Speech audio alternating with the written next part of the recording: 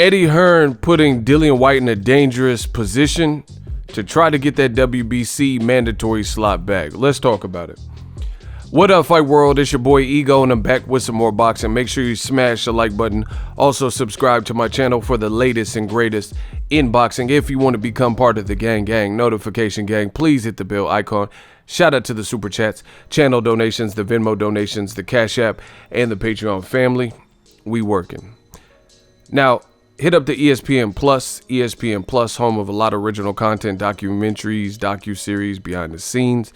It does help the channel when you guys click on that link, ESPN Plus. The link is in the description.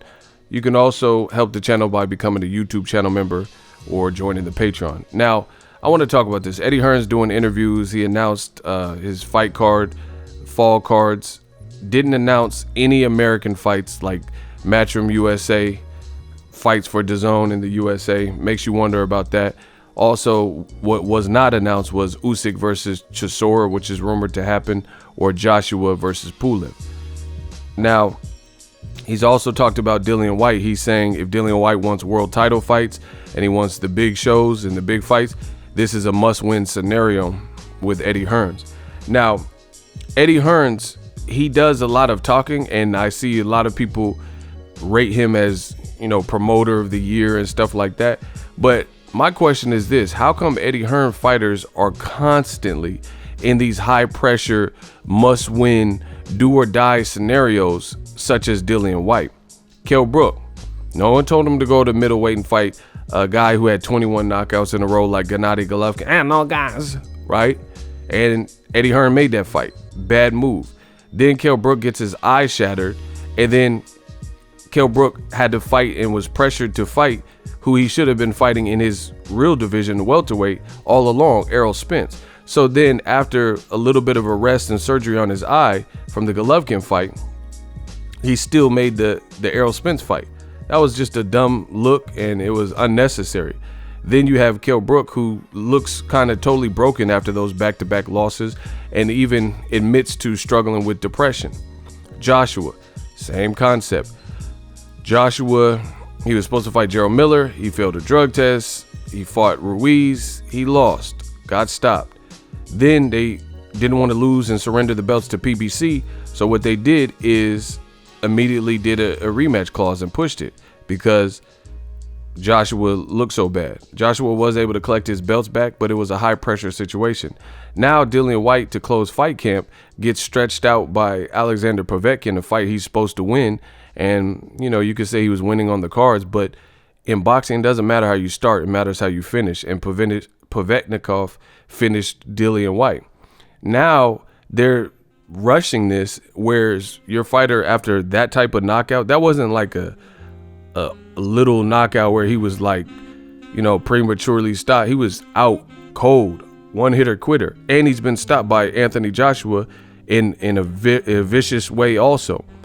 And Eddie Hearn, literally 91 days to the date of the fight camp Povetkin knockout, he's already putting Dillian Whyte back in there with the man who slaughtered him.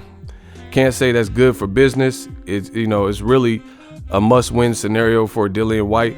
And the thing I don't get with this whole WBC business is this: when you get knocked out, you should just really rest. You should take a year off, 6 months, 8 months, a year. 6 months is on the light side, but definitely 8 months to a year, that wouldn't be bad to take off. Recover, regroup, see if you can, make some tweaks and changes in camp.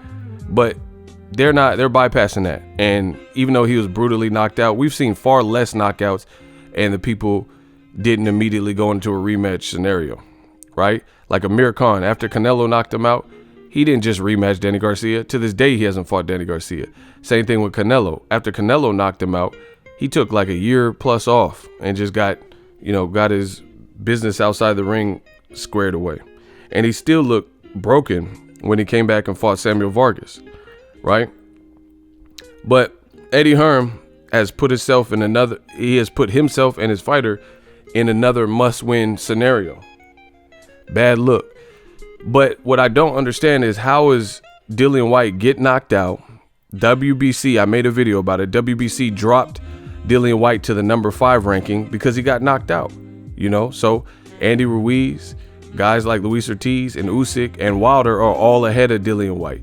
So how does Eddie Hearn think coming off a knockout, even if, let's say, Dillian Whyte knocks out Povetkin, how you automatically think you're going to just get a mandatory position? And Eddie Hearn also said he wants the mandatory by February. So Dillian Whyte was promised that the winner of Wilder Fury 3 had to fight him by February 2021. This was pre-pandemic, before we knew about the pandemic. That was the date that they had in stone. So we don't know if the pandemic has pushed that date out, all things being considered. Bob Arum in Top Rank says they would like to franchise Tyson Fury, and they don't want to be bothered, in so many words, I'm just paraphrasing. They don't want to be bothered with foolish mandatories. They would, if they got past Wilder again, they would try to fight Joshua, and they don't want to be bothered with Dillian Whyte. So in losing to Povetkin, that's why it was so detrimental to Dillian Whyte's career, because at the very least, you were supposed to get Wilder Fury winner in February. But now getting knocked out, I don't see any way. The UK sounds delusional to me. They sound purely deluded. Eddie Hearn said he's going to push for Dillian Whyte to get a February mandatory shot if he could beat Povetkin. So that's why they're rushing this, and there's no real time frame because Wilder Fury 3 hasn't even been announced. We haven't really heard too much from Deontay Wilder, so that business has to take place first. You don't know if they're going to do it in December, January, February, March. We don't know. But with Dillian Whyte out of the picture and being knocked out, I don't see any scenario where the WBC, especially with Top Rank working against it and not wanting to give him an opportunity, and they said they'd rather just, if they get past Wilder, they'd rather go to Joshua. I don't see how Eddie Hearn believes that any way that even if Wilder wins or if he loses, and even if Dillian Whyte wins, how can they expect to get the mandatory slot by February? Wouldn't that at best reset it and he becomes the mandatory again with the WBC silver? But it sounds too far-fetched, and this lets you know that desperate times call for desperate measures for Eddie Hearn. Somehow thinking that we're supposed to save Dillian Whyte and the WBC is going to save his spot in the line when he got destroyed by Povetkin in the 5th round or whatever it was. And somehow all he has to do is avenge that loss and he'll still get the date that was promised pre-pandemic and when he was on a win streak and when he was ranked higher. You know what I mean? Now that he's dropped to the bottom of the bottom 5, right? Eddie Hearn is telling the public that they still want the mandatory by February. Not realistic. If anything changes, I'll be the first to update you. Let me know what you guys think, but it definitely sounds deluded from Eddie Hearn. That's why you don't put your fighter, if they have a mandatory where they can fight Wilder Fury, like I said, man, I just keep getting it right. Ego Stradamus strikes again. That's why he shouldn't have even made the Povetkin fight. There was more to lose than they had to gain. Povetkin, was considered washed, he had just been knocked out by Joshua. He's 40, going on 41 at the time of the fight with Dillian Whyte.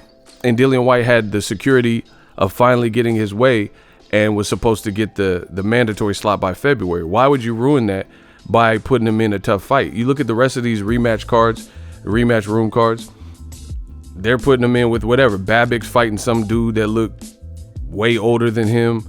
He's fighting Shondell Winters that is coming off a knockout loss from the Mikey Garcia February card. So why not just cherry pick for Dillian Whyte and then, keep him safe, just keep him active? It just doesn't make sense. He had the security of being the mandatory, and you put him in a dangerous fight where he didn't really have anything to win. You didn't put him in there with like a Luis Ortiz where at this point, if Dillian Whyte were to beat Luis Ortiz, easily, he would still get a lot of credit. You put him there with Povetkin, who recently got stopped and lost to Klitschko and stuff like that, got rocked by David Price and failed drug tests and things like that, thinking that was the fight to make. And then Dillian Whyte gets destroyed. Now he has to try to turn back the hands of time and make it right. And it's just a high pressure situation. If he loses again, it's over. That's my thoughts. Let me know what you guys think. But Eddie Hearn and Dillian Whyte, their plan has definitely been thwarted. I don't see any way possible that the WBC will hold their space in the line. And despite him getting knocked out, if he can reverse it before the end of the year, they'll still call for him to be the mandatory by February. It just doesn't sound likely. Let me know what you guys think. Drop your thoughts in the comment section. As always, hate, comment, and subscribe. Till next video, is Ego signing off. So if you enjoyed this video and want more content like this on the channel, you can show your appreciation by going to the PayPal donate button or the YouTube support button, and you can donate any amount that you feel is equivalent to the value of this video. Much more to come. Thank you guys for your support. Boxing Ego, the future of boxing.